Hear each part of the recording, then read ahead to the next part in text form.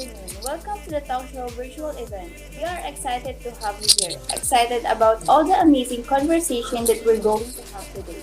Let's reflect and discuss about differences in the leadership of Emilio Aguinaldo and Andres Bonifacio. Let's ask them later and listen to their different opinions and ideas. I am Fidel Fiat. And I'm John Michael Garcia. Together with the BSBA students, please welcome Mr. Kevin Caljago, Ms. Janelle Gamol, Ms. Abigail Garcia, Ms. Alsan Clavio, Ms. Ayla Painilan, Mr. John De La Cruz, and Sir Jem Ronaldo Yocades. In 1898, Emilio Aguinaldo achieved independence of the Philippines from Spain was elected as the first president of the new republic under Malolos Congress. He also led the Philippine-American War against U.S. resistance to Philippine independence. Andres Bonifacio A. P. Castro was a Filipino revolutionary leader, often called the father of the Philippines Revolution and considered one of the national heroes of the Philippines. The Tejeros Convention is one of the most important meetings of the Katipuneros. During the Spanish colonial period, it explained how the disagreement between the Magdiwang and Magdalao factions became a major conflict in the revolution. It also shows that Katipunan's government structure and personality politics within the group, which somehow explain the political structure of the Philippines. Today, the KKK was divided into two rival factions, which has its own leaders and territories. These were the Magdiwang faction and the Magdalao faction. Because of the many towns that were conquered, Aguinaldo demonstrates Spaniards recognized his bravery and success, especially in the battle. But there was a problem with the leadership of Cavite with two factions claiming it. Mr. Diego, who leads the two factions Magdalo and Magdiwang? The Magdiang faction, led by Andres Bonifacio's brother-in-law, and the Magdal faction, led by Emilio Aguinaldo's cousin. How the Magdalo and Magdiwang lead? The two rival factions of the Katipunan started out as Sangguniang Balangay Council. Andres Bonifacio presided over the founding of both. The Magdiang was formed in Abeleta, Cavite on April 2, 1896.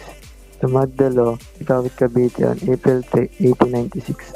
An assembly was held at Imus State House on December 29 with both Magdalo and Magdiwang members attending.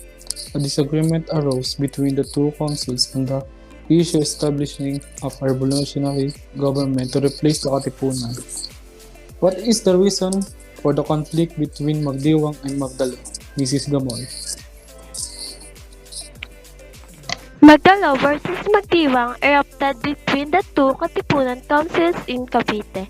The Magdalo and Magdiwang, due to lack of respect and territorial competition, prompting Mariano Alvarez to invite Bonifacio in Cavite and intercede. Magdalo wanted to replace KKK with new government and new leadership.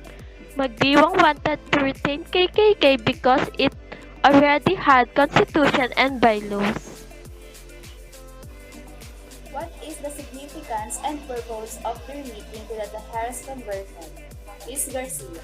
The purpose of the meeting was to discuss what a revolutionary government would be and to determine the leaders of the said government. The convention mostly comprised of members of the Magdiwang faction, but they weren't necessarily pro-Bonifacio since Bonifacio never really chose sides. The participants voted and Emilio Aguinaldo came out as the president whilst Andres Bonifacio came out as the director of the interior. However, Daniel Terone believed that Bonifacio was too uneducated for that position and suggested that a lawyer should replace him instead. Insulted and frustrated, Bonifacio stated that the process of the election was too disorderly, which made the results invalid. In fact, there have been reports of rigged ballots during the event. Also, according to Mariano Alvarez, the voters were already manipulated by the Imus crowd by secretly spreading that they should not be led by men from the other towns or pueblos, which meant that they should elect Aguinaldo instead of Bonifacio. What's the difference between Magdalo and Magdiwang leadership? Mr. Clavo.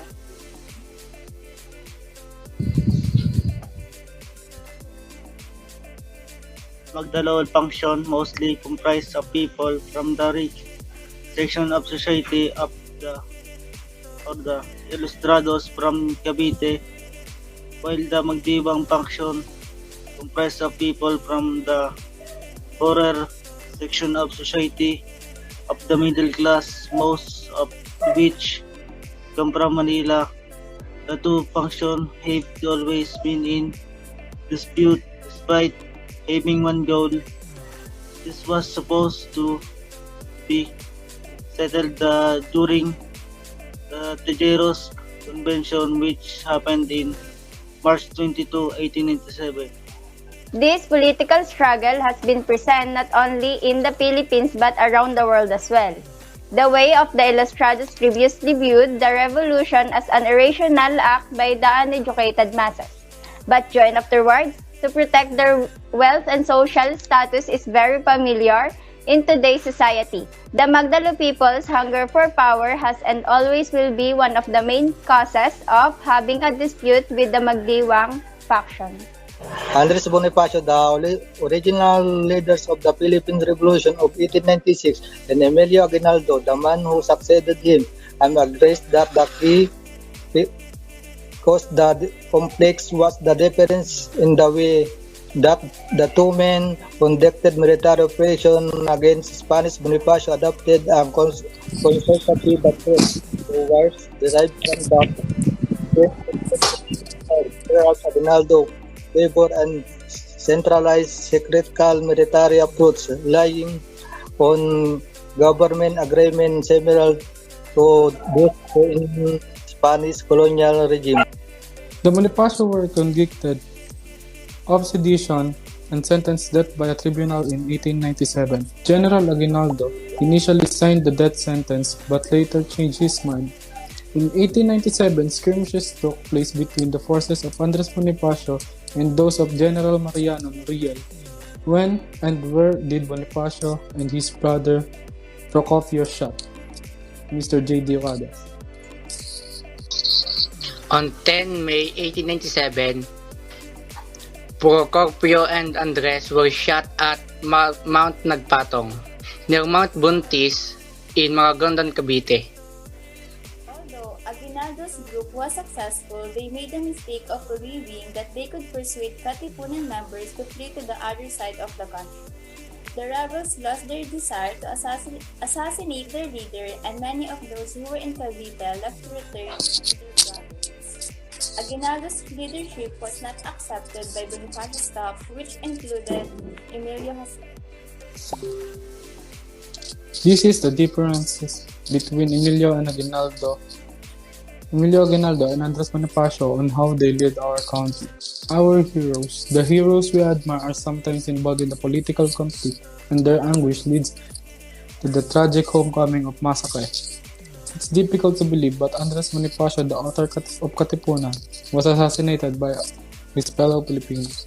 When will our beloved country will be able to learn from governance? You have excellent ideas and points of view regarding on the subject matter.